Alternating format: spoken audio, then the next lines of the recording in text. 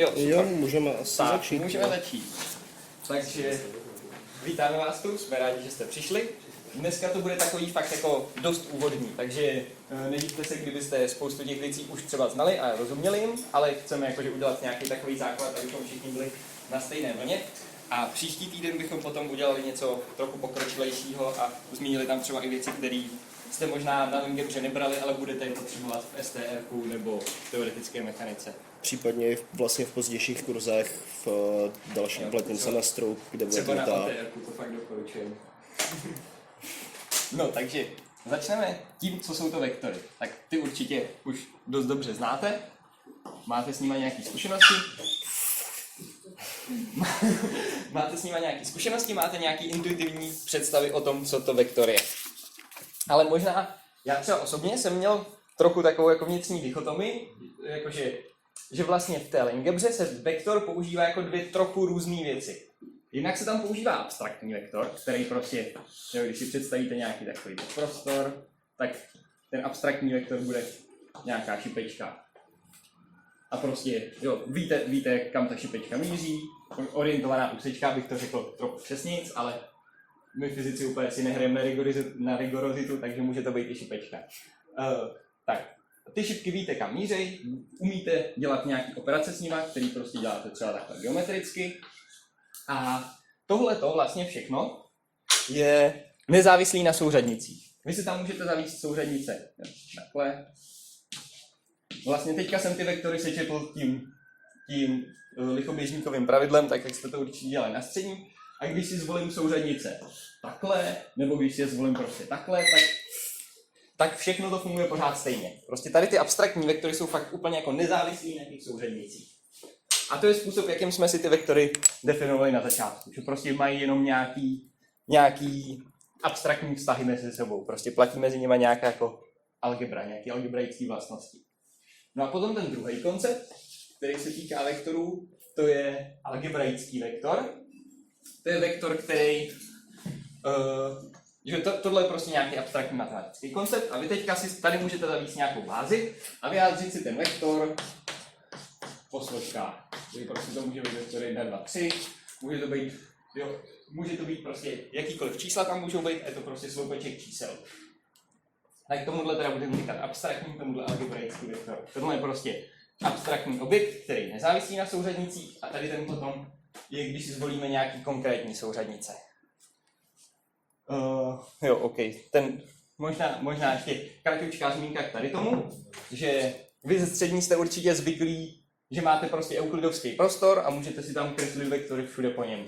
Teďka s Podolským začnete dělat teční prostory, když máte prostě nějaký zakřivený prostor, tak to máte nějaký souřadnice a když chcete v nějakém bodě dělat vektory, tak si prostě tam dáte tečnou plochu a na ní děláte to, co jste byli zvyklí na střední, protože prostě je zase rovná.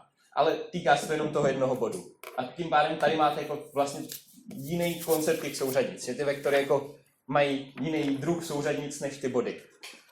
A to je jenom taková kratičká vsuvka. Jestli jste přesně nepochopili, jak to myslím, tak si tím nemáte hlavu. K tomu se vrátíme třeba ve třetím kurzu, jestli bude. Jestli bude, tak asi jo. Takže tak to je teda vlastně ten rozdíl mezi abstraktníma vektorama a algebraickýma vektorama, který bude, možná se to zdá jako banalita, ale ještě to bude potřeba. To je jedna z nejdůležitějších věcí vlastně tohle, že prostě existují nějaký vektory, který a rozlišujeme vlastně souřadnicový zápis a potom ten objekt toho vektoru jako nějaký prostě matematický koncept, jo, se kterým pracujeme. Tak, fajn, tohle máme. Jaký jsou výhody a nevýhody tady těch věcí? Tak výhoda toho abstraktního vektoru, že je prostě obecný. Že ať si vyberete jakýkoliv souřadnice, tak to prostě v něm platí. Když si napíšete prostě, když si napíšete skalární součin prostě vektorů 1, 2, 3 a 4, 5, 6, tak když si zvolíte jiný souřadnice, tak tady to prostě vůbec nereprezentuje ten původní vektor, tohle vůbec nereprezentuje ten druhý vektor. A to číslo vyjde jakoby pořád stejně, ale jsou to prostě náhodný čísla, už jako vůbec nedávají smysl. Takže vlastně jako síla těch tenzorů je v tom, že se nějakým způsobem snaží spojit tady tu obecnost s tím pohodlným zápisem ve složkách, protože s tímhle se zase krásně počítá. A jak se tam to povede, to uvidíte za chvilku, jestli se nám to povede. Snad jo. Tak další věc, kterou znáte z lineární algebry, kterou bych tady jenom kratičce připomenul, je skalární součin. Takže jo, určitě začali jste tady tím skalárním součinem, kde je to prostě jenom tohle krát tohle plus tohle krát tohle plus tohle krát tohle. A potom jste si se Šmídem ukázali, že to není jako, že zamístit to přesně takhle je závislý jako na té původní bázi, na nějaké kanonické bázi. Ale že když jako nemám žádnou kanonickou bázi, nemám nějakou preferovanou, tak ten skalární součin můžu zavést spoustou různých způsobů. Což znamená, že jo, zase když se na to koukám takhle obecně, nezávisle na souřadnicích, tak ten můj skalární součin je vlastně všechno, co to dělá, je, že je to nějaká funkce, který dám jeden vektůrek, druhý vektůrek a mnou vyhodí nějaký skalár. Ten si to jenom přesat. Tak tohle úplně obecně. Vy, když jste to počítali, tak jste, tady to je takový ten matematický zápis, že si napíšete nějakou funkci, ale vždycky, když jste to počítali, tak jste si to vyjádřili jako nějakou matici. Jo. Takže jste si prostě, tohleto jste si zapsali maticově v nějakých souřadnicích a udělali jste něco takového. Je to tak? Jo, transpozice, matice a vektor. Jo, takže tohle je skalární součin. Určitě jste si ukazovali, že skalární součin je invariantní vůči transformaci souřadnic. Že když máte nebo takhle, že vůči té bázi, že když si transformujete když si tohle zapíšete v nových souřadnicích, tak to se transformuje jako RTMR, ne na minus prvou ještě teda. A tady ty vektory se transformují jako RV, tohle se transformuje jako RV, tak když to dáte dohromady, tak ty RK se požerou a ten výsledek je vždycky stejný. Kdyby nebyl stejný, tak nedává smysl to používat, protože my si chceme vybrat, jaký souřadnice jsou nám pohodlný a dostat stejný výsledek. Takže tohle je krátká rekapitulace. Vlastně ještě já bych tam jenom dodal, že vlastně ve fyzikálním významu toho skalárního součinu chceme, to uvidíte třeba asi dost na kvantovce, se to potom ukazuje, že my chceme vlastně jak promítat ty vektory na sebe a chceme vidět vlastně, když tady uděláme nějaký kolmý průměr třeba tohohle vektoru sem, tak jak moc jakoby tam zasahuje, že jo, do tohohle. To vlastně chceme jako to nám dává ten skalární součin a teď prostě když změníme bázi, tak ty šipky jsou pořád stejný, že jo? A pořád tam bude stejný, kolik toho zabereme vlastně při tom kolmém průmětu. Takže to je taková jako intuitivně nám tohle už dává, že ten skalární součin je vlastně takový ten základní, kde prostě bereme složku plus složku. Takže nám nemůže záviset na tom, jestli tady máme bázi prostě dlouhou sem, nebo jenom nějakou kratničkou, nebo jestli to otočíme. Pořád prostě ty šipky jsou stejný, takže musí být stejný i ten průměr. Jo, takže tohle bylo jenom zrychlý rekapitulace toho, co jste si říkali na lineární algebře. Je vám to jasný tady to? Nemusíme se k něčemu vracet. Kdyby vám cokoliv, kdykoliv nebylo jasný, tak se nebojte nás zastavit, protože se možná necháme unést a půjdeme skutečně rychle. Ale jo, kdyby vám cokoliv nebylo jasný, zastavte nás. I kdyby vám to připadalo jako úplně banální dotaz. Přesně tak. Takže tohle to být jasné. Adam vám řekne, co si z toho teda odneseme k těm tenzorům. Teď už tady začneme zavádět něco jako takový tenzorový zápis, kdy vlastně nejdřív přepíšeme ty vektory, nebo pokusíme se ukázat vlastně, jak zapsat nějaký vektor tenzorově. Protože že v algebře se začínalo tím, že vektor že se transformuje lineárně, to samé platí pro tenzory. Takže je takový jako docela hezký začít, že nebudeme dělat nějaké jako obecný tenzory, ale prostě začneme, že vektor vlastně můžeme zapsat jako nějaký tenzor. Takže začneme tím, že prostě máme nějaký vektor, že jo, V, ten můžeme rozepsat do bázových vektorů, jako nějakou lineární kombinaci. Takže teď to napíšu jako, teď už si všimněte, že píšu index nahoře, tohle jsou nějaký prostě ty složky, které odpovídají tomu algebraickému vektoru. Takže tohle je ten abstraktní vektor, tohle už je ten algebraický. A potom vyjádřený v bázi EI. Tohle je potom zase nějaký ten abstraktní vektor a u něj píšu teda zase to ičko dole a vlastně dostávám, že prostě do směru třeba nahoru mám nějakou složku prostě V, tak dejme tomu, že třeba směr nahoru bude V1, potom do směru doprava třeba má složku V2 a co dostane je zase, že jo, tady ten vektor. Takže vlastně V1 plus V2 po složkách. Jo, tohle jsou složky, aby to byly skutečně vektory, tak se sem ještě je potřeba dopsat to Ečko. Jo, přesně Že tak. V je jenom velikost, takže jakože kolikrát na škálu ten jeden bázový vektor, kolikrát na škálu ten druhý. Přesně tak. Pardon, není to čitelný.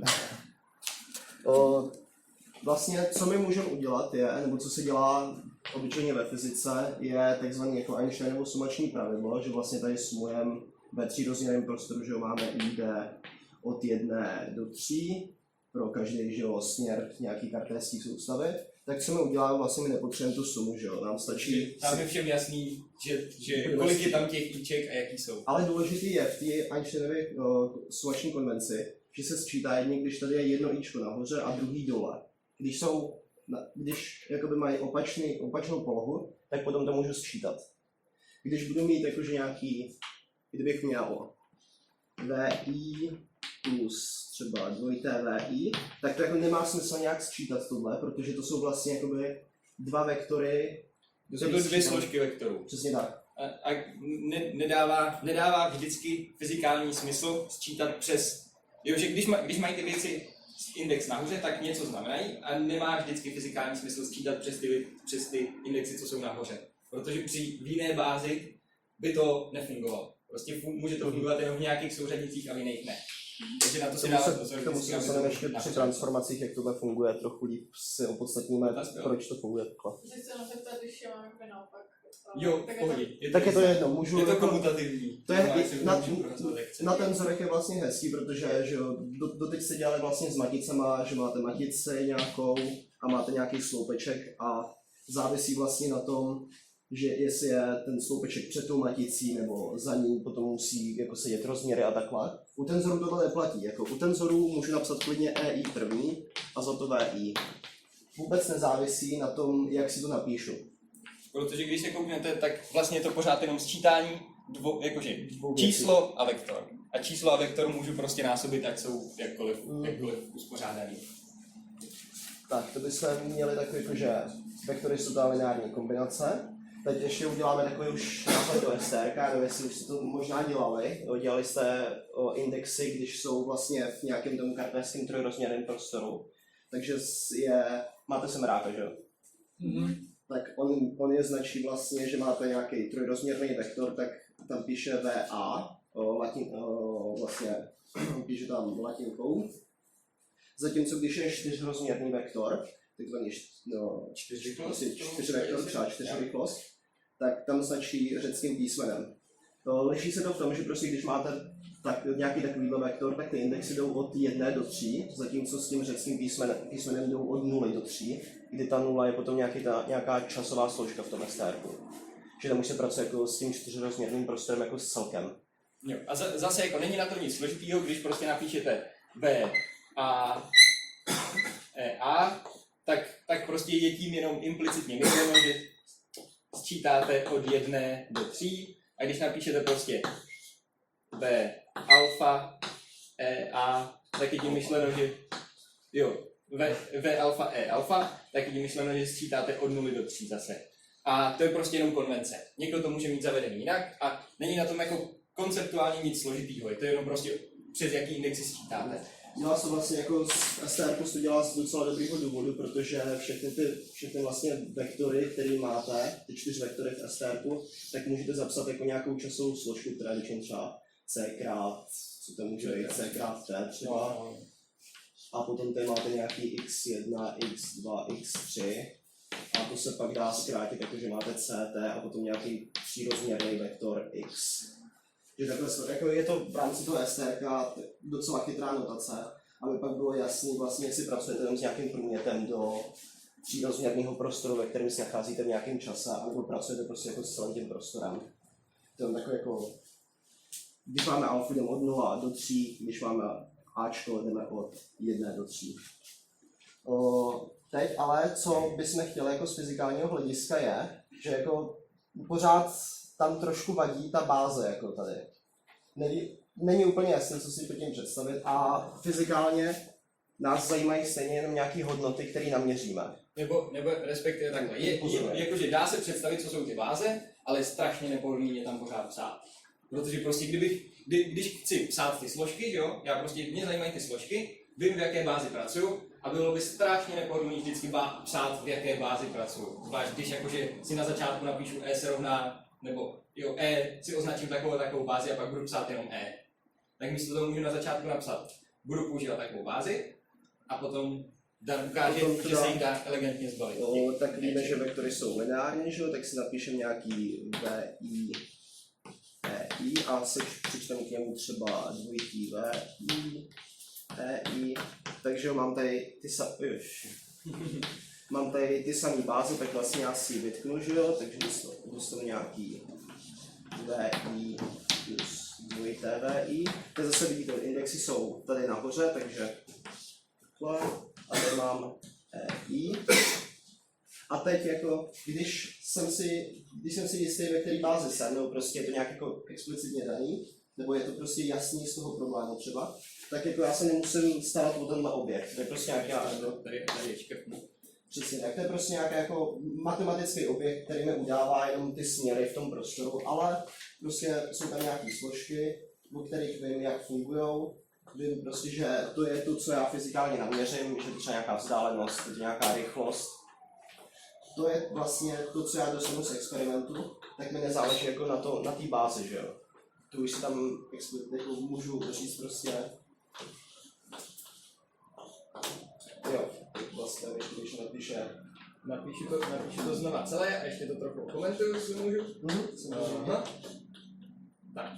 Jo, tohle, co tady máme, to jsou dva abstraktní vektory. To jsou ty vektory, které jsou zapsané nezávisle na souřadnicích. Což znamená, když prostě napíšu tady to, tak mě to prostě vždycky platí. Vím, že mám to jako zaručený z toho, že prostě ty abstraktní vektory jsem si zadefinoval ještě bez souřadnic, tím pádem, jak si vyberu jakýkoliv souřadnice, tak tohle na nich není závislý.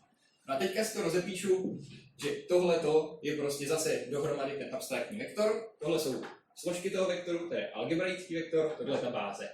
A když si to rozepíšu takhle do těch bází, tak když si představíte, že tady budou sumy předtím, tak je to prostě zase jenom násobení čísla a vektoru.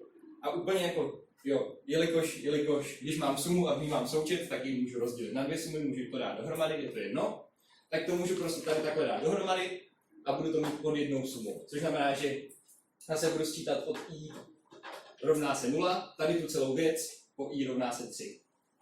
Tím pádem budu mít ty složky se vlastně taky sčítají. To je to ukázka toho, že když se sčítají abstraktní vektory, tak nezávisle na tom, v jaké bázi pracují, tak se sčítají i jejich složky. A tady to je ta abstraktní věc a já prostě, když se vykašlu na všechny ty Ečka, tak můžu napsat jenom tohleto. Protože prostě tomu VI rozumím, že jsou to nějaké složky v nějaké bázi, dvojité VI jsou taky nějaké složky v nějaké bázi, když vím, v jaké bázi pracuju, tak ty Ečka jsou mě tam na potíž. Aby jsme jako to viděli na nějakém fakt jako fyzikálním případě, tak vlastně proč to můžeme použít ve fyzice je to, že zákony, které používáme, jsou vlastně platný ve všech soustavách, ve kterých jako si dovolíme pracovat. Takže kdybychom teď třeba vzali jenom inerciální soustavy a napsali prostě klasický zákon F se rovná M krát A, v tom hnusném tvaru prostě, tak jako platí to vlastně ve všech inerciálních soustavách, že jo? Takže nám je jedno, jestli máme kartéskou soustavu jako třeba takhle, nebo jestli ji otočíme, tohle bude pořád platit. Takže tohle vlastně je, že jo, vektor, takže správně matematicky bychom to zapsali jako nějaký FI, EI, se rovná potom, že jo, nějaká hmotnost krát, a teď máme, že jo, AI a zase ta báze. A tak tohle ale platí, když jo, jsme v nějakých, když povolíme jenom nějaké ty transformace, které nám ten zákon zachovají, tak nám jako nezajímá nás, v jaké bázi jsme, tak prostě to dáme pryč a zajímají nás ty složky, které naměříme. Proto si to můžeme dovolit.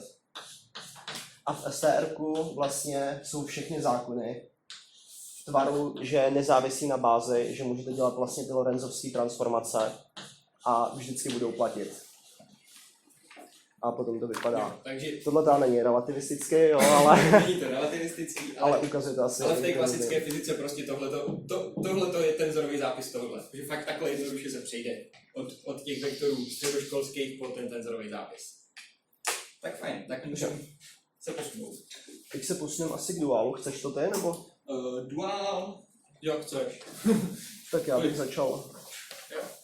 Jo. Že jo, na začátku jsme se bavili o tom skalárním součinu, který vlastně nám bere dva vektory a dá nám nějaký číslo. My teď budeme uvažovat vlastně takový ten standardní skalární součin, že ta matice té bilinární formy budou jenom jedničky na diagonále, takže to budeme zanedbávat. Ale aby jsme to zapsali tenzorově, tak my potřebujeme vlastně něco jako VI, dvojité V, teď, protože že jo, sumuju, tak já potřebuju ten index dole tady. Už bereme jenom, že jo, ten algebraický vektor a já potřebuji dostat to ičko nějak dolů. Možná promiň, že ještě tě přerušu, dohodli jsme se, že se nebudeme navzájem opravovat, ale já bych to možná řekl trošku jinak. Řekl bych to tak, že my zase chceme, protože ta motivace těch tenzorů je, aby prostě byly obecní, aby byly stejně obecní jako ty abstraktní vektory. Takže jakoby my chceme, aby ta matice té bilinární formy mohla být jakákoliv. A proto, ale zároveň je prostě pro nás pohodlný ji jakože explicitně nepsat, protože když si vybereme nějaký hnusný souřadnice, tak prostě skalární součin nemusí být ani diagonální, prostě může být úplně jako jakýkoliv. A my chceme, aby to bylo obecně platný pro všechny souřadnice, ale zároveň je hezký jako nepsat tam tu matici. Chceme se jí nějak zbavit. To znamená, chceme ji nějak schovat někam, abychom ji nemuseli psát, ale zároveň jako to bylo pořád obecně platný. Takhle bych řekl, že jakoby je to jiná motivace, ale to, co děláme, je prostě správně. Tam to, k čemu se chci dostat já, je, že my potřebujeme prostě dostat ten index nějak dolů, že jo. Ale tak dole to už není jako, to už reprezentuje něco jiného, že jo. My víme, že vektory, nebo respektive složky vektorů mají indexy nahoře. A indexy dole budou mít prostě nějaký jiný objekty. A my potřebujeme nějak převést vlastně část toho VI, to potřebujeme převést do tohohle. Takže jak to uděláme? To je právě, co jste si zaváděli, takzvaný ten metrický tenzor. V STR označíme eta. Ve složkách mu dáme, co dáme za složky? Mu dáme, no tak tady mám ička, ale tak tady mu dáme, aby to vycházelo ičko a třeba ječko. To mám obě, ne? Chceme ten nesmíšený, ne? Chceme dvakrát. No ale tak tady, jo. Ičko je. Existují obě formy, ale pro jiný účely se a používají. teď použiju prostě Einsteinovou sumační konvenci a prostě za to hodím tenhle vektor. A teď jo, tady mám ičko, to se mi přesčítá a potom mi platí něco, čemu by se dalo říct jako zákon zachování indexu. Takže když tady mám dva stejný index, tak se jakoby škrtnu, řekněme. Protože přes všechny vysčítám, takže tam nemá jaký zbýt, protože prostě všechny už jsou sečteny. Ale zbylo mi tady ječko, takže já tady dostanu nějaký objekt, který bude mít index dole a já si ho označím prostě VJ. To, že jsme si ho označili V, neznamená, že je to pořád ten samý vektor. Můžeme si ho klidně pojmenovat, jak chceme. Standard je, že když to je touhletou metrikou, tak se to pojmenovává pořád V, ale je to prostě jiný objekt, který se chová jinak. Takže vlastně ten metrický tenzor nám slouží k tomu, že převádí prostě z těch složek vektorů na něco, co můžeme potom připojit k dalšímu vektoru a dostat z toho prostě nějaké číslo. Takže to bude nějaký C zase.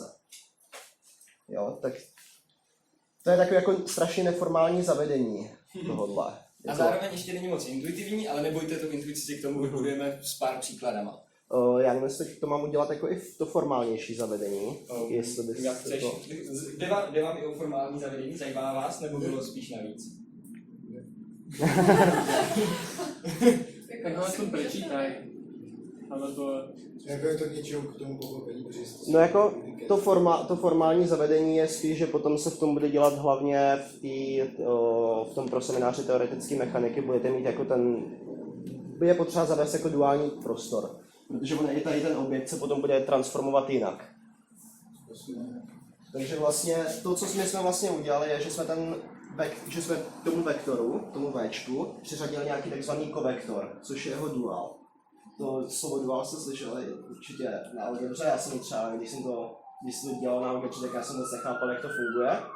Ale víceméně jde o to, že my máme nějakou, teď zase se vrátíme k těm bázím, jo, ať je to trochu formálnější teda, že máme nějakou tu vektorovou bázi EI, která nám udává prostě, že máme třeba takhle E1 a E2 a my potřebujeme zavést nějakou bázi, nebo přejít do nějaké takzvané duální báze, která bude mít zase ten index nahoře a která bude prostor takzvaných forem, což je vlastně nějaký objekt, do kterého já můžu vrazit vektory a dostanu čísla. Jo, takže můžu krátkou vsuvku. Proč potřebujeme, když máme tady index dole, tak proč ho u duální potřebujeme nahoře, je jasný?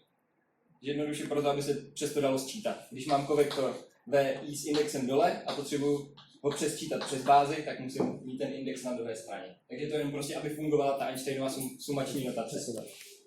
Je to mírně arbitrární, ne úplně, ale je to, aby nám fungovala ta notace, kterou jsme si zavedli. Tak, to jsme zavedli pro tu duální bázi, potom chceme, aby nám platilo taková hezká věc, že nám to dá konektorovo delta je. Máte to opačně. Je i. Takže vlastně já zavedu tu duální bázi tak, že prostě když udělám takzvanou, tomu se říká kontrakce. Jo. Není to kontrakce. No jako, to je kontrakce. Tohle kontrakce ti redukuje stupeň toho tenzoru, že? Tohle ti neredukuje. Jo, no prostě když vrazím, že jo, tak... Tenzorový součin to je ono. Já bych na to možná zapíšu úplně nejformálnějc. Já to zapíšu v rámci toho, že tohle je něco, co žere ten vektor, takže tady budu mít je, a to mi sežere ten vektor i. A dostanu prostě... To se začne takhle, že jo? Dostanu vlastně jedničku, když jsou ty složky stejné. A novou, když nejsou. To je prostě jako fakt jenom formální zavedení. Nemá smysl si pod tím představit nic hlubšího, jenom prostě chceme, že když máme jeden bázový vektor v tom prostoru vektorů a k němu chceme zavést nějaký duální, když je bázový vektor, tak chceme, aby když ho vrazíme do toho duálního, tak aby jsme dostali jedničku. To je prostě jenom pro pohodlnost, aby fungovaly transformační vztahy potom. Jo, tak můžu zase k tomu zkusím nahodit trochu intuice, jestli se mě to povede. Tak vlastně proč zavádíme ty kovektory jako nějaký zobrazení z vektorů na reální čísla, nebo z vektorů na to pole. Jo, takhle se to prostě zavádělo na té algebře.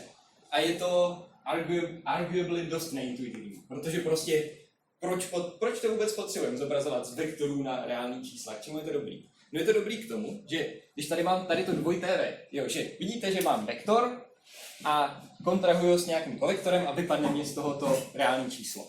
Dělám to proto, že prostě jakože představte si, že máte dva vektory, děláte jich skalární součin, jehož fyzikální význam znáte dost dobře a vypadne vám číslo. Ale ten skalární součin je prostě nějaký, jo, tady si zapíšu nějaký G, že prostě ten skalární součin je nějaký arbitrární. No a já chci ten skalární součin schovat třeba do toho dvojitýho V. Takže udělám VI, dvojité VI, tak ten skalární součin je schovaný v tom, že jsem snížil ten index. Prostě, kdybych ho nechal nahoře, tak to nejde. Tak je to jako, tohleto prostě není validní zápis. To fyzikálně nedává smysl. Já bych musel udělat, jo, když mám tady to. To bylo násobení složek jenom prostě mezi sebou nějaký. Jo, takhle by to dávalo smysl, že použiju tu formu G. Ale když mám to V, ve kterým je schovaný ten skalární součin, tak se to chová jako, že mám ten skalární součin, chci do něj nacpat to Včko a tady do něj už nacpu to dvojitý V. Je prostě jakoby, je to skalární součin, ve kterým už jsem nechal to dvojitý V. Takže jelikož je to skalární součin, který má jeden z těch dvou argumentů vyplněný, tak je to vlastně zobrazení vektorů na reální čísla. Je to takový strašně formální. Já bych ještě se vrátil k té bázi a možná, dává vám to trochu smysl?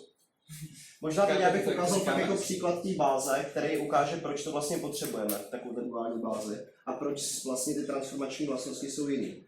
Tak standardně, že máte nějakou bázi 1,0, třeba budeme pracovat asi pro pohodlnost jenom s dvousložkovými vektorama. a 0, 1, jo. Tak prostě, když si to převedu do duální báze, tak aby jsem dostal, že jo, při téhle věci jedničku, tak potřebuji, že jo, ta báze se vlastně nezmění. Ty vektory se většinou píšou jako řádek, tak tady bude, že jo, 1, 0 a ten limit jde na, jo, taky na 0, 1. Ale když budu mít třeba 3, 0 a 0, 2 vektor a já to chci převést tak, udělám vlastně třeba z této báze přejdu do téhle a já potřebuji, aby mi pořád platilo tohle. Takže já tady dostanu, takže vlastně první složku s něčím, abych dostal jedničku. Že tady bude 0 určitě, protože 0, 0. Ale já tady potřebuji dát 1/3. Protože mi dělám 1/3 krát 3 mi dá jedničku plus 0 krát 0 mi dá 0. A mám tam teprve tu jedničku. To samé tady mám zase 0 krát 0, takže to bude nemění. A budu tady mít polovinu, abych dostal jedničku. Jo, no. Takže vlastně to nám ukazuje, že ty složky kovektorů se transformují inverzně. Když já prodloužím vektor, tak ten nějaký kovektor, který mu vlastně odpovídá přes ten přes tu metriku, který můžeme přiřadit, tak on se zase musí, ty složky se musí kontrahovat, aby se zachovalo jak v rámci té báze, tak v rámci potom i toho skolárního součinu, že nezávisí na složkách, nezávisí na bázi, takhle nezávisí na bázi. Já potřebuji, aby jsem v každé bázi dostal stejné číslo a když to v nějaké bázi natáhnu, tak ty kovektory se musí smrštit. Jo, jestli si pamatujete, když jste na to dělal nějaký úkoly, tak vždycky se to na té algebře strašně motalo. Protože není úplně hned jasný, co vlastně tady ten vztah znamená. Je to takový, jako, že je to jiný formalismus, než jsme používali. Ale vlastně, jako, co to chce říct, je, že když si zvolíte, jo, prostě, když si zkusíte tohleto zapsat do složek jako do matice, vy prostě po složkách si zapíšete do matice. Má to 2 indexy, dá se to zapsat do matice. Tak jo, když to ičko a ječko jsou stejný, tak tam bude jednička a všude jinde tam bude 0. Což znamená, že teď to teda píšu jako matici 3x3, tam používal 2x2. Takže vím, že chci, aby mě, když si to zapíšu v konkrétních složkách, ne jako tenzorově, tak chci, aby mě vyšla jednotková matice a vím, že tady to EI, jo, to Ečko je kovektor, což znamená, že je to jako sloupeček. A těch sloupečků mám nějakých n, tak jsou takhle napsaný nad sebou. Je to nějaká jedna matice a tady to E je, to jsou vektory, takže jsou to sloupečky, tady jsou řádečky, tady jsou sloupečky a zase když je napíšu vedle sebe, tak je to jako řádková matice. No a chci, aby tady ty 2 matice, když je vynásobím, mě dali jednotkovou. Takže fakt hledám, jo, ještě možná, tady to smažu, není to úplně jasně, jak jsem to myslel, zapíšu to ještě jednou s lepším využitím prostoru. Takže tady to je řádková matice, takže tady budu mít prostě, představte si to, že to zapisuju fakt jako blokovou matici. Takže tady mám E1, tady mám E2, tady mám E3, blbě to píšu, dole jsou vektory, takže to je sloupečková matice. Takže tady mám E1, tady mám E2, tady mám E3 a to vynásobím jinou maticí, která má zase řádky. Můžete si prohození, no, whatever. Jo, je to násobení 2 matic a chci, aby mě vyšla prostě inverzní matice. Takže teda chci, aby mě vyšla jednotková matice a znám tu vektorovou, tak tady to musí být prostě inverzní tým. Což je, takhle vlastně vypočítám tu duální bázi. Tohle si napíšu jako matici, její sloupce jsou ty vektory, vypočítám inverzní matici a její řádky budou kovektory. Takže tak. Potom vlastně ještě můžeme zavést tu kontrakci, což je vlastně takové jako zformalizování toho sčítání. Vlastně že víme už teda, že tohle je nějaká báze těch lineárních zobrazení, do kterých házíme ty vektory. Takže já když si udělám nějaký lineární zobrazení alfa se rovná. Teď zase ty složky tady jsou dole, že jo. Teď to zase jakoby sumuju, že jo, je nějaký objekt číslo. Tak co já můžu, jakoby, když bych si chtěl vyjádřit nebo spíš takhle, když potom do tohohle zobrazení chci narvat nějaký vektor třeba v, který je teda v, i, e, i, tak to se dost často dělá takzvanou kontrakcí, že prostě já už se k tomu nechovám, že to je nějaký zobrazení, ale prostě to beru jako prvek toho duálního prostoru, tohle beru jako prvek toho vektorového prostoru a prostě řeknu, že to mám jakože alfa v.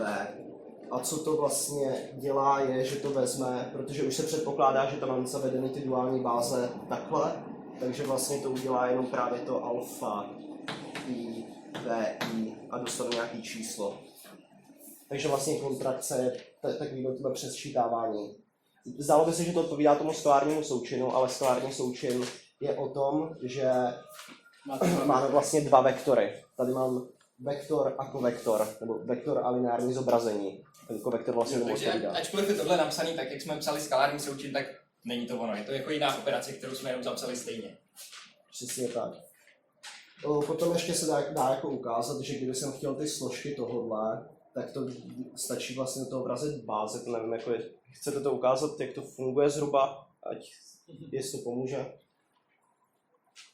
Jakože vlastně, když uděláte kontrakci na tady tom a tady tom, tak vám vyjde tohleto.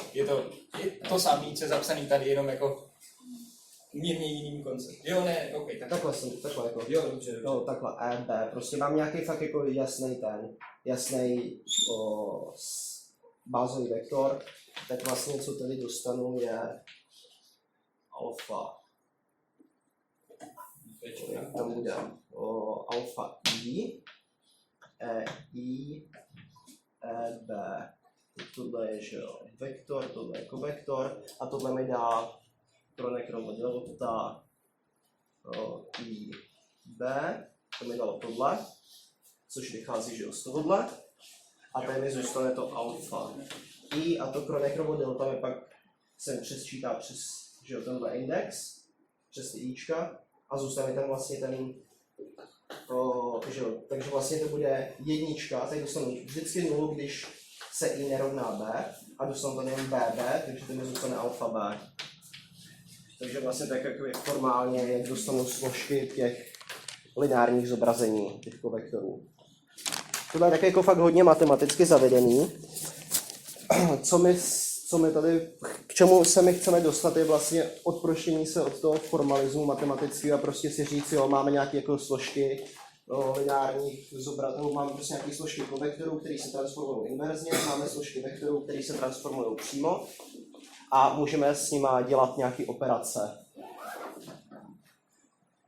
Jo, tady jsem přepsal ještě jednou to samé, co psal tak. Snad je to čitelné. Jo. A můžeme si na to dělat nějaké operace, kdy prostě je kontrahujeme, což teda znamená, že je sčítáme po těch složkách, což je vlastně jakoby fakt definovaná matematická operace a potom můžeme zavést ten skalární součin pomocí toho metrického tenzoru s tím, že on nám vlastně schodí ten index dolů a zároveň tím se změní transformační vlastnosti tohodle. A můžeme potom s tím pracovat v rámci té kontrakce. To je jakoby to nejformálnější. Ale Mám si zavedení metrického tenzoru zavzít, tak? jo, tak můžeš. Tak si střídáme. Tak jo, tak to zase smažu. Takže, teďka tahle ta věc, kterou jsme tu použili, která vlastně, jo, je to prostě nějaký divný tenzor, ke kterému zatím nemáme žádnou intuici, je to prostě věc, co má 2 indexy dole. Víme, jak to sčítat, to jsme si zadefinovali formálně, ale nevíme vůbec, co to je. Tak teďka si zadefinujeme právě ten metrický tenzor, tady tu věc, co má ty 2 indexy dole, tak aby vám snad dávala smysl. Asi bych ho zavedl jakože v rámci STRK hlavně. Jo. Vlastně ten, co se bude používat na přednáškách v STRku, protože to je takový nejintuitivnější, co může být. A z něj se dá odpíchnout vlastně na jakýkoliv další obecnější metrický tenzory. Jo, takže když začnu trochu obecněji s tím, co jsme brali na začátku. Když jsme si připomínali, co je to skalární součin, tak jsme si vlastně říkali, že jo, je to nějaké zobrazení z 2 vektorů, V2TV, na nějaké číslo S. Je to prostě bilineární forma. Dáme tam dva vektory, a lineárně nám to z nich udělá nějaký jeden skalár. No a tohleto přesně chceme my umět dělat v té tenzorové notaci. Tak jo, zatím si tady nechám to G, tak tohleto můžu úplně jakoby jednoduše přepsat tak, že tady si dám 2 indexy dolů, protože tady ty mají nahoře vždycky. Vektory mají nahoře, takže tady si dám 2 indexy dolů, aby se mě to mohlo všechno posčítat tou kontrakcí, co jsme si teďka říkali C, a vešel nám jeden skalár. Takže vlastně tady to je tenzor, který má 2 indexy dole, říká se mu 2x kovariantní a dá se na něj nahlížet tak, že je to prostě věc, která vezme 2 vektory a vyplivne číslo. Takže jo, tady to G je vlastně jenom neškodná bilineární forma. Dá se s ní dělat i spousta další magie, ale vlastně jako ta původní intuice je, že prostě tenzor, co má 2 indexy dole, jenom požere 2 vektory a vyhodí číslo. My budeme teda pracovat s tou STR-kovou metrikou. Jo, tomuhle se teda říká metrika. Tady se tomu říkalo skalární součin, tady už tomu říkáme metrika. V Matalíze znamená metrika něco jiného než tady. Ale jako má to s tím společný význam docela hluboce, protože umožňuje nám vlastně, díky tomu, že to nějak definuje ten skalární součin, tak nám to umožňuje měřit vlastně nějaký vzdálenosti. Jo, přesně tak. Jo, ta metrika tady je trošičku vlastně striktnější než ta metrika v Matalíze a volnější než skalární součin. Tak jo, tak tady napíšu, jo, vlastně když chcete, když máte v STR-ku nějaký 2 vektory, to může být, jo, co se, jak třeba X se označuje. X je polohový a třeba rychlost. Jo, tak jo, rychlost. Jo. Tak máme nějaký 2 rychlosti, V míň a třeba dvojité V míň. Tak když chceme zjistit jejich délku, tak se to dělá přes Stačí jeden, tak. takhle, dvojité V míň. Tak když chceme zjistit jejich délku, jejich skalární součin, tak se to dělá přes takovouhle matici.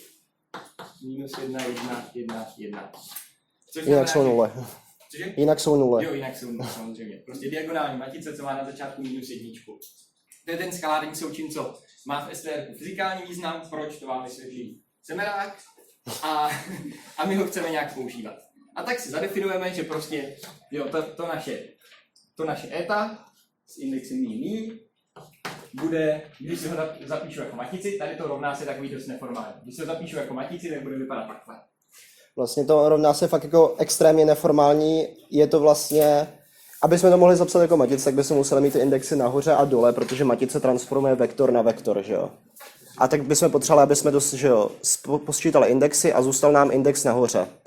Tohle vlastně jenom, jakože můžeme si ty tenzory převést do nějaké jako matice, ale neodpovídá to tomu, neodpovídá to transformačním vlastnostem, který bychom potom požadovali.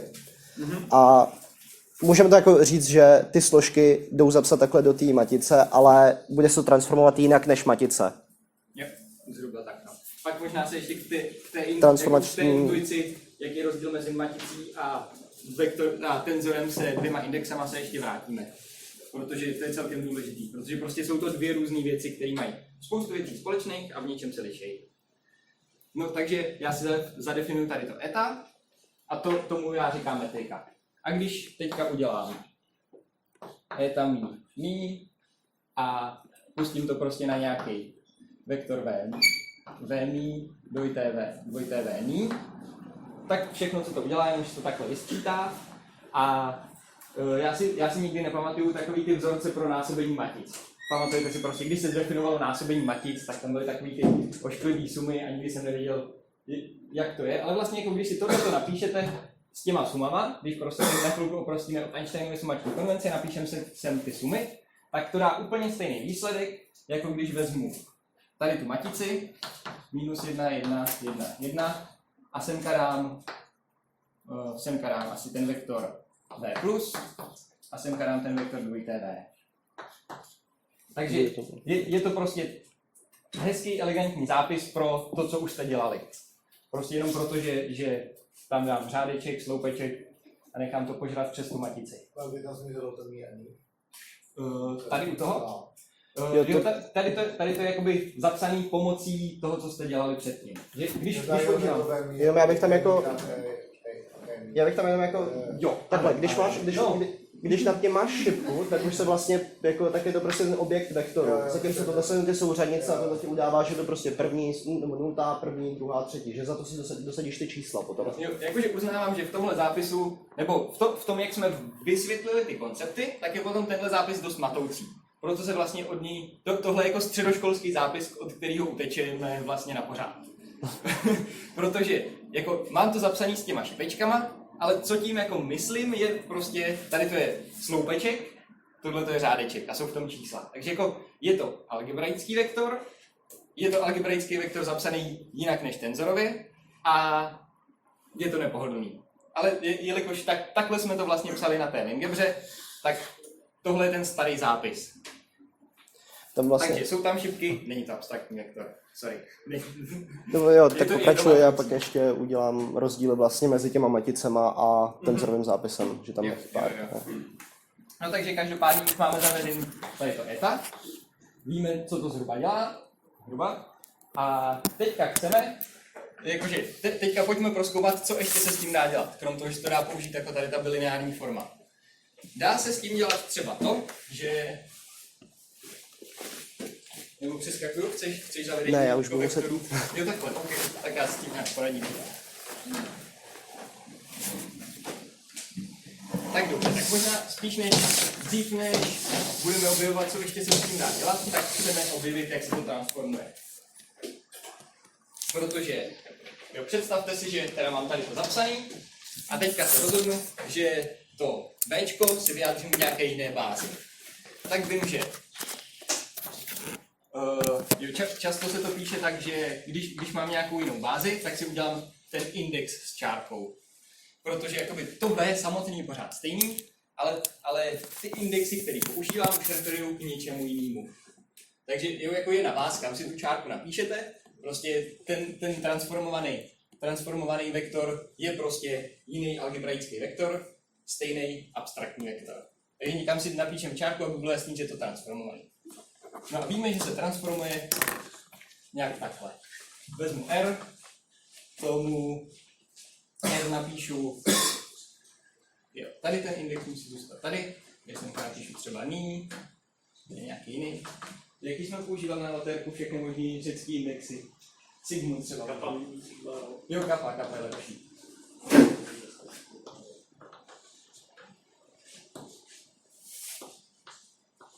Tak, co jsem udělal tady? Tohle je vlastně jenom tenzorově zapsaný, že V šipka s čárkou je matice R aplikovaná na V bez čárky. Jo, zase vidíte, že tady přes ty indexy se to vysčítá a zbyde tady jeden volný index nahoře, takže je to nějaký lineární zobrazení aplikovaný na V. Takže tohle je, jak transformuju vektor P. Jak transformuju vektor 2V, je zase úplně stejný, ten tam mám s níčkem, tak si tady napíšu ní. A to káčko teda co přesně? Kappa, to je jenom index. Jo, zase to prostě můžu tam napsat i, můžu tam napsat cokoliv chci. Je to prostě jenom nějaký index. Tak tady zase mám R, ní zůstane nahoře, dám si tam třeba jotu, aby to bylo zase jiný písmenko, 2TV, jota. Tak třeba tak. Takže tohleto zase je to nový zápis pro něco, co už byste měli znát, prostě to je jenom transformace vektorů. Tak a z toho teďka, jelikož vím, že ten metrický tenzor mě představuje skalární součin a vím, že skalární součin musí dát stejné číslo nezávislé na bázi, tak potřebuji, aby i tohleto po transformování mě dalo stejné číslo. Takže potřebuji přijít na to, jak zapsat eta, jakože ní s čárkou, čemu se to musí rovnat, v závislosti na R a na tomhletom původu, aby mě to vyšlo stejně. Takže já vám, spíš než abychom to tady typovali, tak vám to řeknu, bude to R na minus prvou, který bude, tady zase bude ní, tady bude, už mi docházejí písmenka. Třeba ksí, dobře. Ksí, tady si dáme zase R na minus prvou, tady bude teda s čárkou, Honze dám písmenko, to už tam má zeta. To vypadá stejně jak sigma. Sigma, bude to sigma.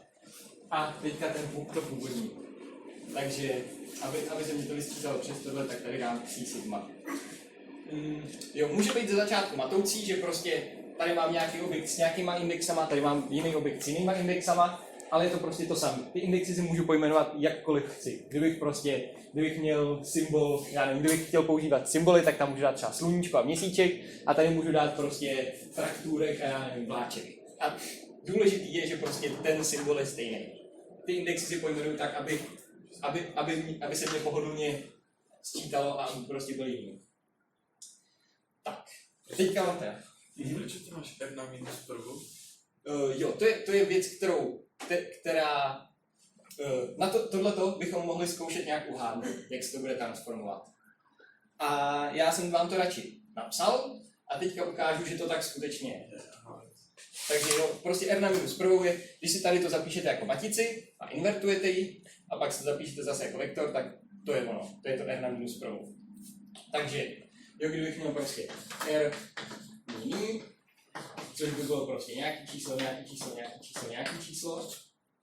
Zase tohleto neformální rovnásek, který znamená, vybral jsem si nějakou bázi, který jsem to udělal, tak potom R na minus prvou, bude inverzní matisek tady té. Je tam ta minus jednička taková divná, protože vypadá trochu jako index, není to index, je to prostě inverze. Tak, teďka si to tady smažu, abych vám mohl ukázat, že skutečně, když vezmu tady ten vztah a všechny věci v něm transformuju, tak vyjde zase stejně. Vyjde to samé číslo.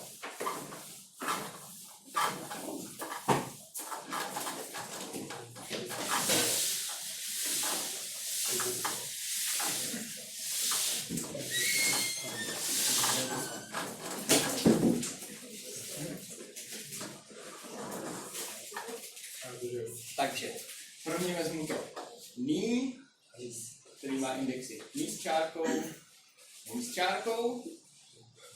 Možná tam ty čárky nebudu psát, prostě zapamatujem si, že ty míní jsou ty nový a ty ostatní jsou ty starý. Nebo ty ostatní jsou jako jiný. Takže míní a teďka ne, blbě, tady to tam chci napsat, tady to tam chci napsat. Takže nejdřív napíšu transformační matice. Takže R na minus prvou, xí, mí, R na minus prvou, sigma, mí, teďka eta, xí, sigma. A teďka třeba tady to léčko tam dám, takže to bude R, mí, kappa, V kappa a R mí iota, dvojité V je iota. To jsou prostě jenom, jo, tady to je transformovaný vektor V, tady to je transformovaný vektor dvojité V, tady to je to, co nám spadlo z nebe, to je transformovaná eta. A já vám teďka ukážu, že skutečně ta transformace funguje takhle, když chceme, aby to bylo vždycky stejné číslo. Takže mám tady ten výraz a vím, že tam mám nějaký indexy dvakrát, tak přesně začnu sčítat. Dám si to, nejdřív si to stupnu dohromady, takže vím, že třeba tady mám mít, tady mám mít. Přes ty se mě bude sčítat. Takže si dám tady R na minus prvou, nahoře xí, dole mí, R, mí, kappa. Tak. Stejně tak si tady dám tady ten R na minus prvou, sigma, ní a vedle ní si dám tady ten, který má taky ní. R, ní, iota. A teď tam nechám ten zbytek, takže eta, xí, sigma, v, kappa, dvojité v, iota. Tak, teďka co se stane, když, jo, ta intuice, co platí pro tady, to je stejné jako pro ty matice. Co se stane, když vezmu inverzní matici a pustím ji na normální matici. Co mě z toho zbyde? Jo, zbyde mě z toho jednotková. A Pamatujete si, jak se píše v té tenzorové notaci jednotková matice? Ten speciální symbol pro to byl? Přesně tak to bylo. Což znamená, že fakt z tady toho, přesně tak, jak bych čekal, z té maticové intuice, z tohohle mě zbyde Kronekerovo delta. Tady přesto se mě to vysčítalo, takže to delta musí mít nahoře psi a dole kappa. Protože to jsou ty dva indexy, co mě zbyly. Stejně tak, tady to, tam se stane úplně to samé, vysčítá se to přes níčko a zbyde mi tam sigma a jota. Takže tady mám Kronekerovo delta, co má nahoře sigma, dole má jota, a pak mě tady zbyde tady ten zbytek. Psi, sigma, v, kappa, dvojité v, jota. A pořád ještě nejsem hotový, protože vidím, že tady mám ksí a tady mám ksí. Tak přes ty se mě to bude sčítat. Stejně tak, tady mám sigma, přes ty se mě to bude sčítat. No a co se stane, když cokoliv kontrahuju s Kronekerovou deltou, schválně tady to napíšu vedle, aby to bylo jasný. Tady budu mít třeba i, tady budu mít je, tady budu mít b, je. A normálně si to ukážeme i s těma číslama, aby to bylo jasný. Představte si, že b má složky 4, 8, 6 třeba. Je to jenom pro názornost. Tak, když vezmu, teďka potřebuju, jelikož tady mám jeden volný index, tak zase mě vyjde něco, co má 3 složky. Když pracuji v R3. Budu sčítat přes je se rovná 1. Tak, začnu tím prvním, tak začnu s i se rovná 1, to bude tady nahoře. Tak i se rovná 1 a budu sčítat přes všechny tady ty. Tak když je se rovná 1, tak tady mám 1, 1. To mě dá jedničku, Kronekerova delta dá jedničku, když tam jsou dvě stejné čísla. A B1 je 4. Teďka plus, za ječku si dosadím 2 a budu mít, tady to bude 8, ale tady budu mít 1, 2, což mě dá 0, takže 8 krát 0. 0 plus, sem za je dosadím 3, takže B3 je 6, že budu mít 6 krát, ale tady zase je jednička, 3, to mě dá 0, takže zase plus 0. Když si za i dám 2, tak udělám to samé, jenom mě z toho zbyde jenom ta 8. Když si za i dám 3, tak mě z toho zbyde jenom ta 6. Což znamená, že vidíte, že když prostě na něco pustím deltu, tak se to fakt chová jako jednotková matice, ten vektor se nezmění, ale co se změní v tom tenzorovém zápisu, je ten index, co mě tam zbyde. Tady jsem měl nahoře jčko, ale přesto jsem vysčítal, jediný volný index, co tu je ičko. Takže tam prostě napíšu to v, protože je to samý v, vyjde to samý, jenom má nový index. To je taková jako formalita, na kterou se docela snadno zvyká. Tak co to pro mě znamená tady? Mám to delta, který má index i, xi, a mám tady delta, který má index xi a kappa. Což znamená, že když se mě to vysčítá, tak to, co z toho vypadne, je jenom tady ten index nahrazený tady tím. Že prostě delta se chová jako přejmenovávač indexů. Takže napíšeme, rovná se, tak tady mám to xi, zbyde mě kappa. Tady mám sigma, tady mám taky sigma, tak mě tam zbyde jota. A tady mám v kappa, dvojité v jota. Takže vidíte, že mě vlastně, ačkoliv jsem tam dosadil to transformovaný, tak mě vyšel úplně stejný vztah jako u toho netransformovaného. Takže tím jsme si ukázali, že skutečně ten metrický tenzor, ta metrika se transformuje dvěma inverzníma, jako inverzně k těm vektorům samotným. Což, jestli si vzpomenete zase na algebru, jak se tam transformovaly kovektory, tak ty se transformovaly taky inverzně k vektorům. A vlastně, tak, mohli bychom si to ukázat, možná vám to dokonce dát k tomu, aby to zkusil zapsat, že vlastně všechno, co má index nahoře, nebo všechny ty indexy nahoře se transformují jako vektory. To prostě odpovídá to vektorům. A všechny ty indexy dole se transformují jako kovektory, takže se transformují opačně než ty vektory. Těm indexům nahoře se říká, těm kovektorovým indexům, těm dole se říká kovariantní kovektory, a těm indexům nahoře, protože nejsou kovariantní, tak jsou kontravariantní, prostě opačně. Takže to pojmenování je vlastně, ačkoliv my intuitivně jsme si to zavedli tak, že vektory se transformují nějak rozumně a tady to všechno opačně, tak to pojmenování je spíš tak, jako že vektory se transformují rozumně a vektory opačně.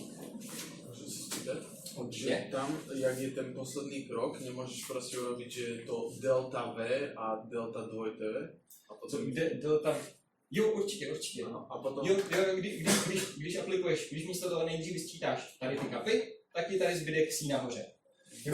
Ano, dobrá připomínka, napíšu to tam, jak by to vyšlo, kdybych to teda dělal tak, jak říkáš ty, že bych ty delty pustil na ty vektory. Takže mám tu deltu, mám ten vektorek, tady je kapa, nejdřív tohle si opíšu, s tím nebudu nic dělat. Psi, sigma. Tak, tady je kapa, takže mi tam zbyde ksí, b, ksí.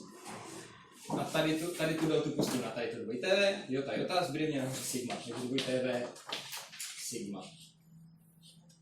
A vidíte, že tady jsem vysčítal, první index jsem vysčítal s prvním vektorem, druhý index s druhým vektorem. A tady udělám úplně to samé. Takže jo, je tam z toho hezky vidět, že ty indexy, jako ty názvy těch indexů nemají žádný význam. Důležitý je, jakoby, co tam udělám. To je Ríša škol, tady by vám ukázal ten rozumí notaci, tam by to bylo jasný. Radši ne. Až na třetí přednášce třeba. Tak. Co tam máme dále? Jo, takže tohle byla ukázka tenzoru druhého řádu. Prostě jenom, že má dva indexy. A mohli bychom si to ukázat, možná to nebudeme dělat, možná vás k tomu můžu pustit, že prostě když mám obecně nějaký tenzor, který má tady, já nevím, I je K, tady má L, M, N, tak každému tomu indexu nahoře odpovídá jakoby jedna transformační matice. Že dejme tomu, že tady to je prostě nějaký transformovaný vektor a teda transformovaný tenzor, já chci zapsat, z čeho jsem ho transformoval, tak tady jsem Ičko, tady jsem napíšu alfa, tady jsem napíšu Jčko, tady jsem napíšu beta, RK, tady jsem napíšu gamma a teďka budou ty R na minus prvou, takže to bude dole. Jaký jsou další řecký písmenka? Mi,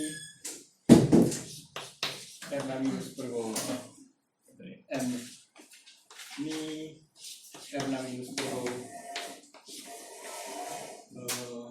N to jsem zapomněl, tak tady N, tady bude třeba M, mi, tak a tady na konci bude alfa, beta, gamma,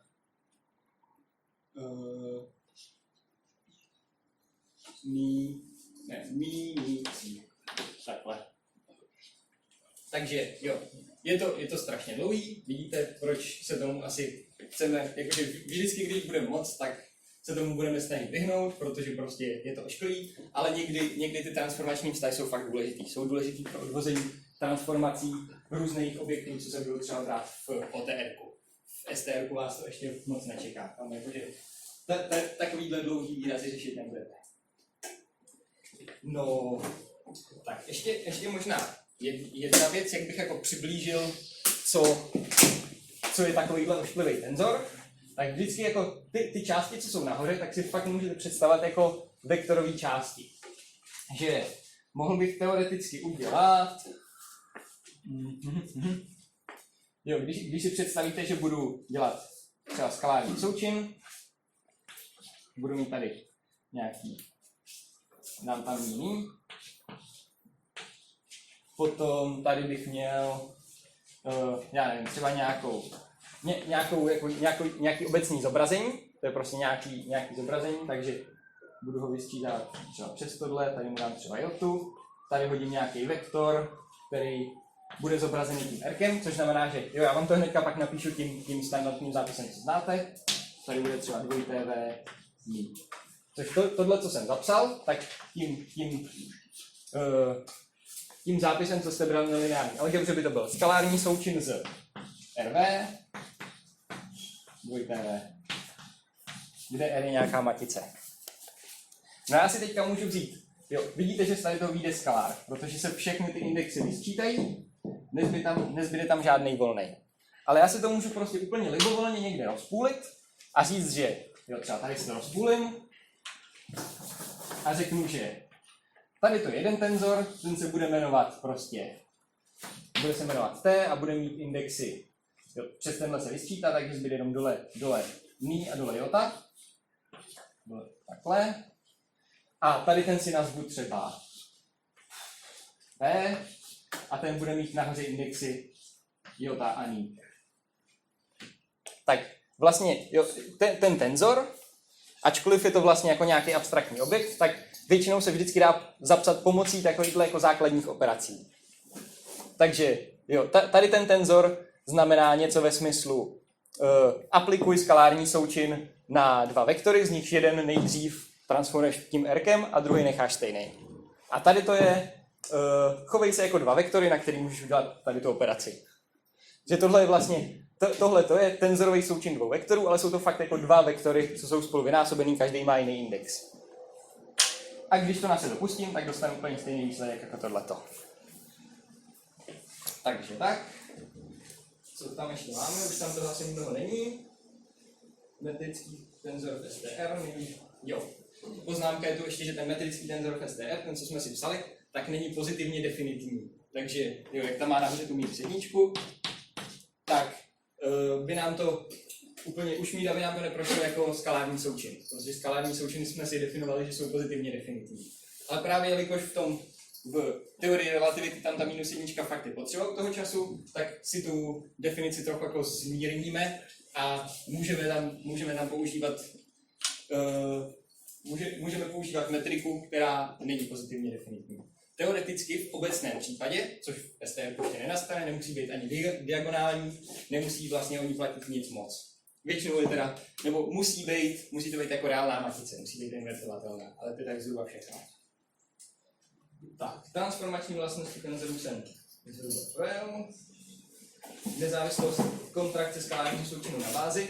Jo, že to, co vám ukazoval tady, tak je takový jako konkrétní případ prostě obecně toho, že když mám nějaký tenzor a udělám kontrakci, což znamená, že mám prostě nějaký íčko, spustím na něj kovektor, který má taky íčko a vyjádřím si to celý v jiné bázi, tak ten výsledný objekt, jakože ta kontrakce se bude furt chovat stejně, v té jiné bázi.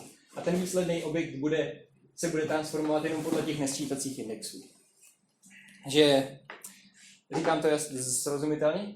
Chápete, co tím myslím? Jakože když budu mít nějaký T, který má rho a pustím na to vektor, co má rho, tak celá tady ta věc dohromady se transformuje jenom jako kdyby to bylo jakože dvakrát kovariantní. Tady to nemusím řešit, protože ta transformace tohohle a tohohle se mi navzájem požerou. Takže tak. A teď tu má Dan připravený nějaký úlohy, který jsem bohužel ještě neviděl, takže snad je budu umět řešit a hlavně... Jo. Tam se musím nějak vyznat, omlouvám se, že to nemám připravený předem, ale on je připraven dneska ráno, ještě jsme se úplně neviděli.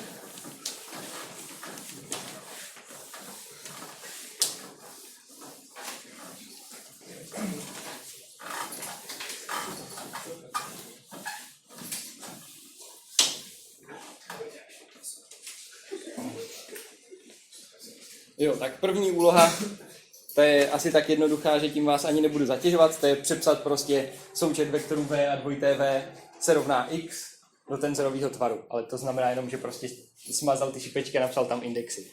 To je prostě tak jednoduchý, že to by mě bylo trapný někoho si k tomu zvát tabuli, ale první celkem jakože první fajn věc, kterou byste mohli zkusit, kterou jsme tu vlastně ukazovali, je najít duální bázi k tomuhle. Takže chcete si to někdo zkusit? Pojďte někdo. Už jsme to říkali, jak se to hledá.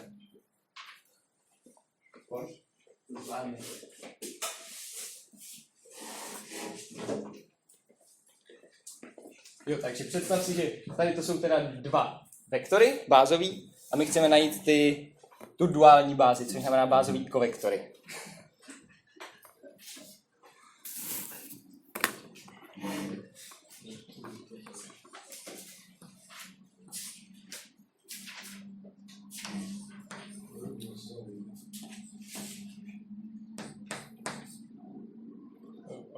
Vytučte revoluce. Cože? Je to 4 rovnice. Jde to taky takhle, ale je to možná zbytečně zdlouhavý. Ale jakože když si napíšeš ten... Jo, můžeš to tak udělat, ano, OK.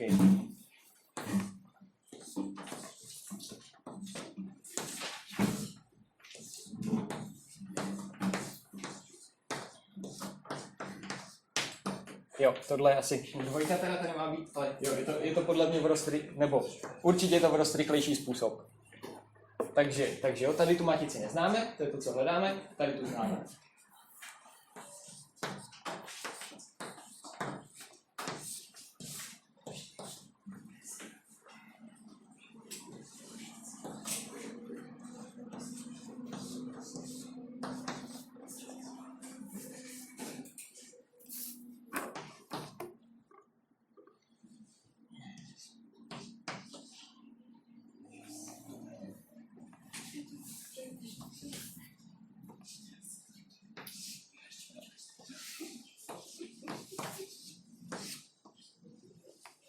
Jo, to je v podstatě ono. A teďka, co z toho jsou teda ty vektory?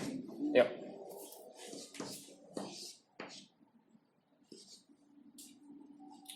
Jo. No, tady to máš obráceně. Ono, jakoby formálně to jedno, protože se dá zavíst i jako vektor jako zobrazení na kovektorech, ale tam jsi to měl právě dobře. Že napsal si to, jo. Když máme vektor, tak ty složky ho mají index nahoře, takže ty báze mají vždycky index dole. Jo, OK, ano. Promiň, že jsem teď zmákl. Takže když máme kovektor, ten má index dole, takže jeho báze má index nahoře.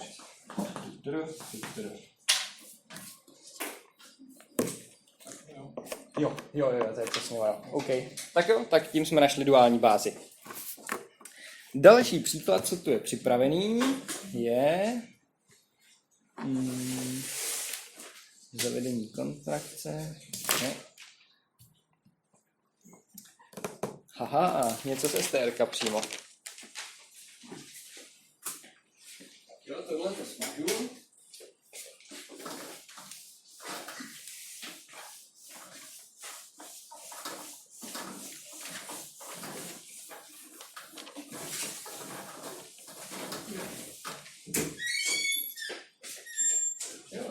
Tak to bude poslední příklad, jsem si nevšiml, kolik je. Cože? Příští týden bude pokračování. Jo, příští týden bude pokračování. Takže kdo máte čas, určitě přijďte. Snad probereme něco jako pokročilejšího. Tady to byl vlastně takový základ, jak ty tenzory používat. Možná už jste spoustu z toho znali. A příště teda chceme nějak na to navázat, dát nějakých víc dalších intuic a propočítat si víc příkladů. Tak jo. Aha. S čarou alfa. Jo, alfa s čarou je jako jiný index než alfa. To možná napíšu fakt spíš jakože s ní nebo s něčím. Ale když jako transformujete nějaký vektor, tak můžete psát jako jeden index alfa a druhý index alfa s čarou. Jeden index alfa a druhý index alfa s čarou. A to znamená, že jako ta původní věc měla alfu, ta další věc bude mít alfa s čarou, což je jiný index, ale je to pořád ta samá věc, jenom transformovaná. Tak fajn, teďka chceme teda vypočítat Lorentzovu transformaci, to je tady to L. Jo, jestli si pamatujete, tak to R, který bylo jenom prostě nějaký endomorfismus, tak to vypadalo stejně. Takže L je nějaký endomorfismus z vektoru zobrazený na vektory. A pustím ho na vektor V alfa. A teď konc budu mít vektor V alfa, teda bude v té naší bázi nějaké, kterou si zvolíme, bude V0 a potom 0, 0, 0. A L bude... To je píšete jiný než ta alfa? Jo, sorry. je to samé. Jako když jsou ty indexy volný, tak na nich nezáleží. Aha,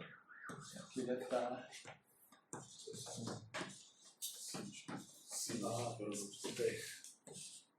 0, 0.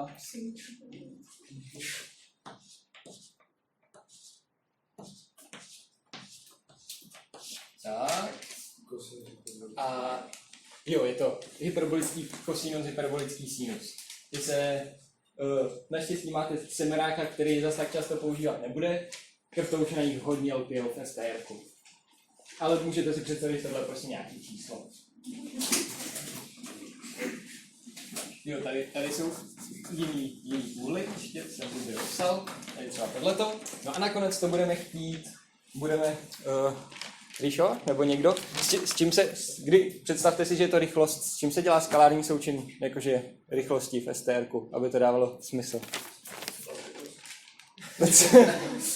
Tak to se dělá jako normále, ne? To se nedělá s jinou rychlostí.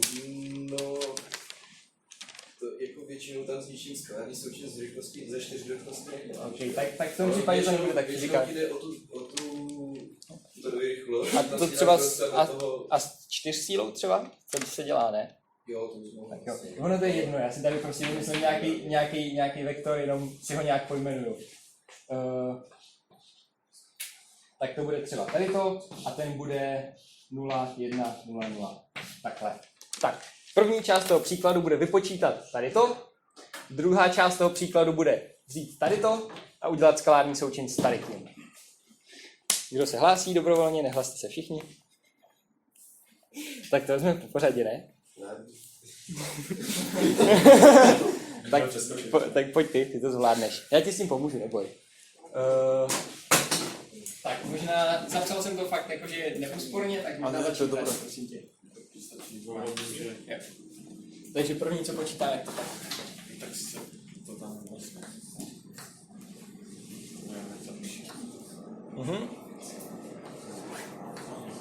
Čeho robí v podstatě skalární součin?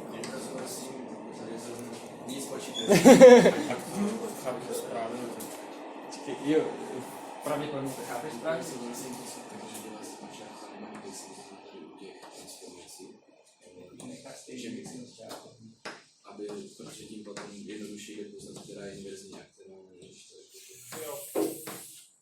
Že to je lepší zapamatovatelné. Když chceš přetransformovat do čárky, ale ne souřadné stavby, tak máš x třeba míst čárku. Máme V0, to bude tohleto, je to, jo, ano, je to přesně tak, jo, tak to je ono. Takže jo, je to vlastně násobení matic, je to prostě jako kdybych vzal tady tu matici a násobil tady tím vektorem.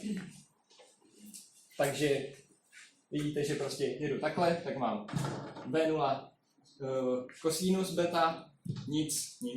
A pak mám V0 sinus beta, nic. Takže to je tady napsaný. A teďka, jak bychom udělali skalární součin s tady tím Fkem. No, na tím se rozmýšlel, nevím. Jo, tak skalární součin v tom STR-ku, nebo skalární součin obecně, vždycky se dělá přes tu metriku. Takže jo, to, co bych už mi zapsal takhle, tak tady zapíšu V. Takže máme jeden vektor, máme druhý vektor, potřebujeme na to pustit tu etu.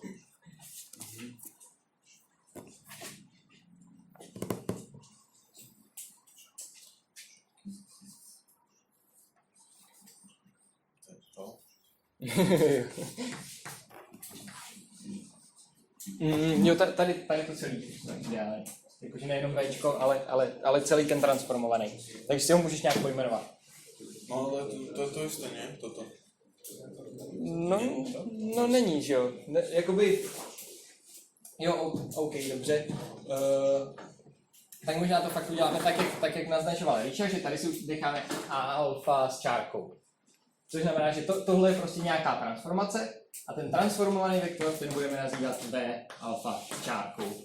A tady tomu teda budeme říkat mít s čárkou.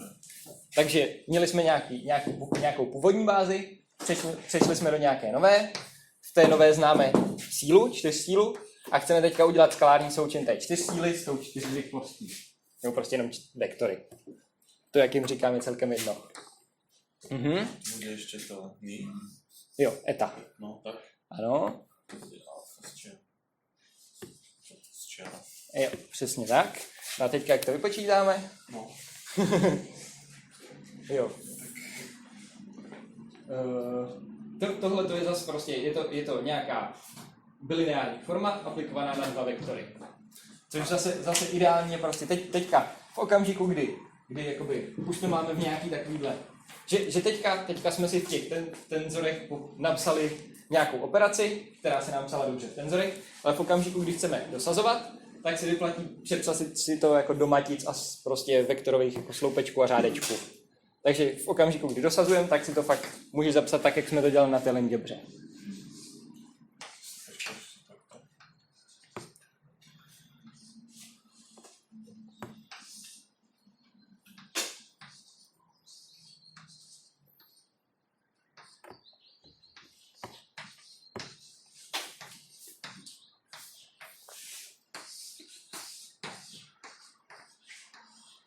Ale já nevím, co je to. Jo, no, to je... Počkat, že takhle teďka to úplně nedává tolik smysl, mohli bychom si sem napsat takhle, aby to bylo, je to takový jako hybridní tvar. Takhle se to většinou nedělá, ale jo, ta eta, tu jsme si už nahoře říkali hnedka. Připomenu, je to -1, 1, 1, 1. Aha. Což znamená, že jo, teďka si ale musíme dát pozor na to, co uděláme s těma vektorama, aby prostě aby to fakt byla bilineární forma. Protože u těch tenzorů si to pořadí můžu dát jakkoliv, ale když si to přepisuju do matic, tak se musím zamyslet nad tím, co to znamená, co vlastně dělám, a zapsat si to v těch maticích tak, aby to tomu odpovídalo. No, takže se ještě, že sčítáme jakoby to V alfa z čaru a Jo, je to kontrakce, takže z toho musí být číslo. Jo. Je to fakt jako skalární součin, fyzikální význam. No takže, jo, já to teda ukážu, jak bychom to dělali. Do závorky. Takže, takže ty čárky tam nebudu psát jen tak pro jakože, teďka jsou tam arbitrární. Kdybyste to fakt počítali v té fyzice, v tom STR-ku, tak by pro vás bylo důležitý, že jsou to transformální věci. Ale mně se teďka nechtějí psát, tak to přepíšu takhle. A ty indexy jsem si taky změnil jen tak, jak se chtělo, protože prostě na nich nezáleží. Tak, tohle je bilineární forma, aplikuji na vektor V a vektor F. Což znamená, že v tom maticovém zápisu to bude jakoby V plus, pak to bude nějaký řádeček, pak matice eta a potom sloupeček F. To je ono, to je to, co chceme dělat. Což znamená, že nejdřív si to Bčko napíšeme jako řádek, pak si tam dáme tuhletu matici a pak si tam dáme jako sloupec. To je ono, to je prostě, takže to násobení matice. Tak když to zvládneš, dobrá se.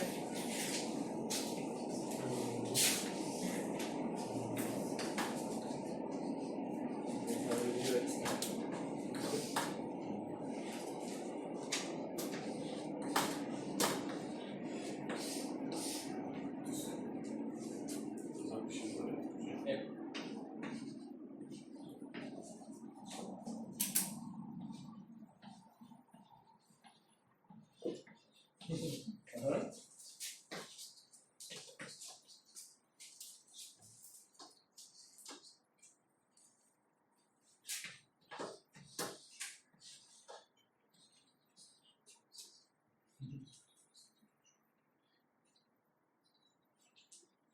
Možná je jednodušší aplikovat nejdřív tuhle matici na tohle a pak jakože následně dát si něco počkat.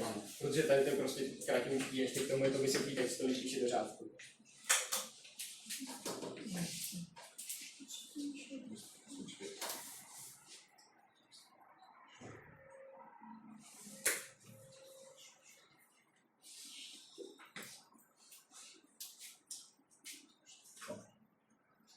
No, zůstane stejný. Zůstane pořád stejný, protože ta minus jednička je na tom prvním, tady nic nemám, takže zůstane fakt to samé. Jo. Tak a teďka, když to vynásobím, tak co z toho bude?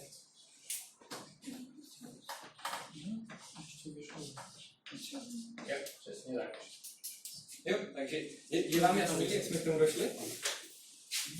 Když tak se ptejte.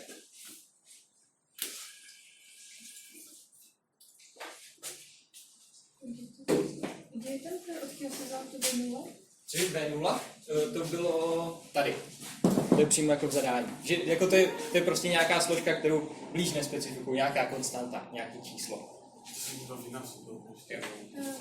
A to zadání teda mám to správně, že mám jako nějaké dvě souřadné soustavy a tu rychlost mám teda jako definovanou, nebo Jo, rychlost máš většinou jedné jedním a sílu druhé. Jo, přesně tak, to je ten fyzikální význam. Takže, jo, ještě teda rekapituluji přesně, co jsme udělali. Měli jsme zadaný B v nějaké souřadné soustavě, kdy to bylo prostě nečárkovaný, F v nějaký čárkovaný soustavě. Dám tam třeba beta. Tak nejdřív jsme si, měli jsme zadanou tu matici té transformace. Ta Lorentzova transformace, ta zachovává, v STR prostě zachovává, jak se to jmenuje, inerciální vztažní soustavy. Takže když prostě mám inerciální vztažnou soustavu, transformuji tou Lorentzovou, tak je furt inerciální a furt mě tam platí ty fyzikální zákony. Takže tohle mám v jedný, tohle mám v druhý. Můžete si to představit tak, že třeba pozoruju nějakou vesmírnou loď, která letí kolem mě, takže to vím ze svýho. A ta loď mi říká, jakou sílou na ní něco působí, takže to vím z jejího. A já si to transformuji tak, abych z toho mohl udělat skalární součin.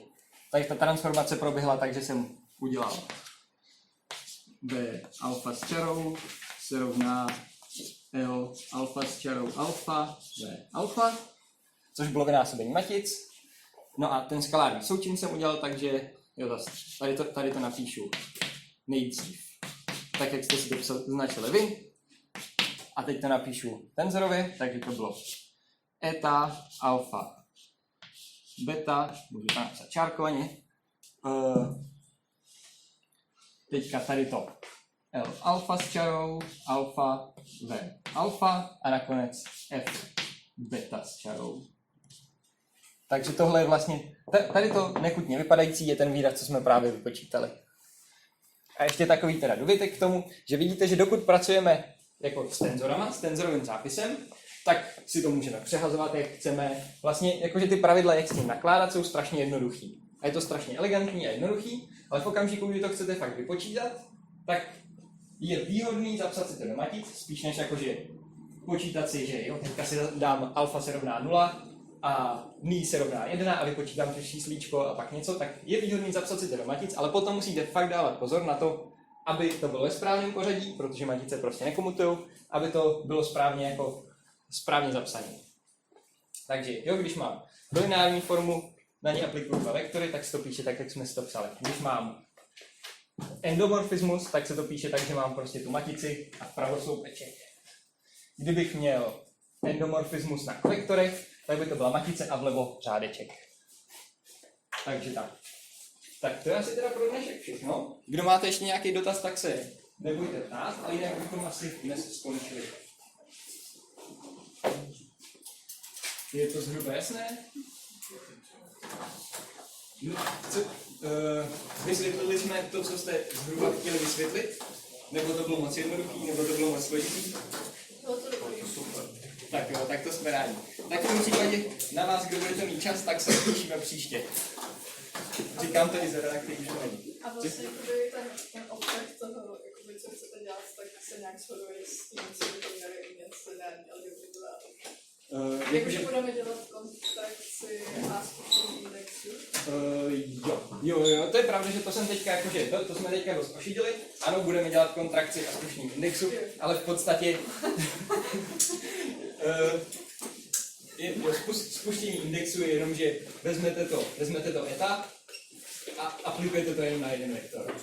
A přijde vám index dole. Takže jako potom, jo, asi je lepší si, že jsme si nejdřív něco vypočítali a potom příště vám to jako řekneme, co přesně to je. Ale je dobrá připomínka, že vlastně měli jsme to tam zapsané, že to chcem probrat, ale přeskočil jsem to dost rychle. Takže jo, vrátíme se k tomu. Okay.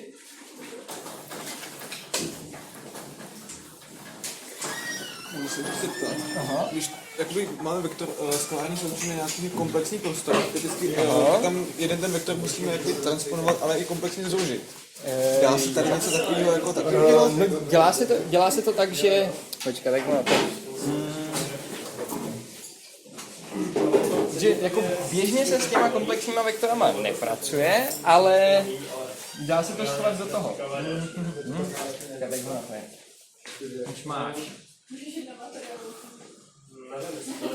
Já, jako určitě jsme to nebrali, určitě jsme to nikdy nepoužili, ale jsem přesvědčený, že to nějak půjde. A to musíš dělat. A nebo se prostě jako definuje jako velikost do že to je teoretický nebo ty praktický bakalářky? združený Neměříš nějaký data, jako takhle? No, počkej, jak ono to je. Honzo, promiň, že tě přerušu, ale můžu rychle, co děláme v kvantovce, když děláme skalární součin a ten vektor je komplexní? Jak se to tenzorově značí? Značí se to nějak tenzorově?